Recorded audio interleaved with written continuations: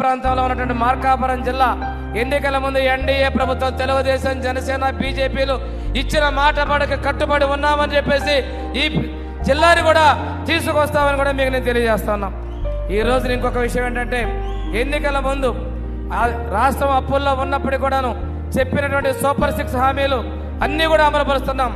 ఎన్నికల ముందు నుంచే ఇస్తామన్నటువంటి ఎన్టీఆర్ భరోసా పెన్షన్ అని 4,000 6,000 అదేవిధంగా 10,000 15,000 ఇస్తూ నెలకి 2,300 కోట్ల రూపాయలు ప్రతి నెల 1వ తేదీన పేదల సేవల ప్రభుత్వంలాగా పంపిణీ చేస్తున్న విషయాన్ని కూడా ఒక్కసారి గుర్తు చేసుకుంటా ఉన్నాం.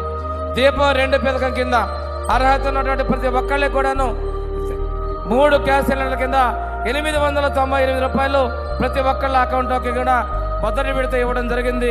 2వ విడత కూడా ఇస్తుందని ప్రభుత్వం తెలియజేస్తా ఉన్నాం. తల్లికి వందనం ఎక్కడిచ్చారని చెప్పి మొన్నటిదాకా మాట్లాడారు. ఇద్దరికి 30,000 ఇస్తామని ఒకళ్ళకి 13 ఇచ్చిన మీరు ఈ రోజు మా ప్రభుత్వాన్ని మాట్లాడే అర్హత లేదు. ఎంతమంది అర్హత ఉంటే అంతమందికి 67 లక్షల మంది పిల్లలకి ఈ రోజున తల్లికి వందనం ఇవ్వడం జరిగింది. గ్రామాల్లో వెళ్తే 13,000 26,000 39,000 52,000 65,000 లెక్కన అందుకున్నటువంటి తల్లుల్లో ఆనందాన్ని సంతోషాన్ని చూస్తున్నాం. ఈ రోజు పిల్లల చదువుకి ప్రోత్సాహాన్ని మా ప్రభుత్వం ఇస్తుందని తెలియజేస్తున్నాం.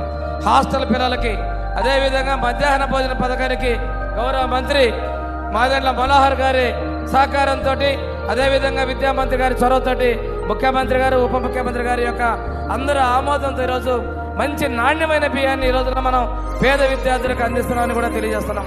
మన ప్రజల కోసం ఆఫీసుల చుట్టూ తిరగకుండా మన మిత్ర ద్వారా వాట్సాప్ గవర్నెన్స్ తీసుకొచ్చి ప్రజలందరికీ కూడాను సౌకర్యవంతమైన ట్రాన్స్పరెన్సీ గవర్నమెంట్ ఇస్తున్నాం. ఈరోజు గౌరవ ముఖ్యమంత్రి గారు కావచ్చు, గౌరవ ఉప ముఖ్యమంత్రి వారు పవన్ కళ్యాణ్ గారు కావచ్చు, ప్రజలకి ట్రాన్స్పరెన్సీతో అదేవిధంగా కరప్షన్ లేని విధంగా మనం పరిపాలన అందించాలనే విధంలో ముందుకెళ్తూ ఉన్నారు అనే విషయాన్ని తెలియజేసుకుంటూ ఈ సందర్భంగా ఉప ముఖ్యమంత్రి గారికి నేను ఇందా చెప్పిన విషయాన్ని మరొక్కసారి మనవి చేస్తా ఉన్నాను. నా పశ్చిమ కాకుండా తూర్పు ప్రకాశం కూడా దుర్భిక్షానికి గురైన ప్రాంతం.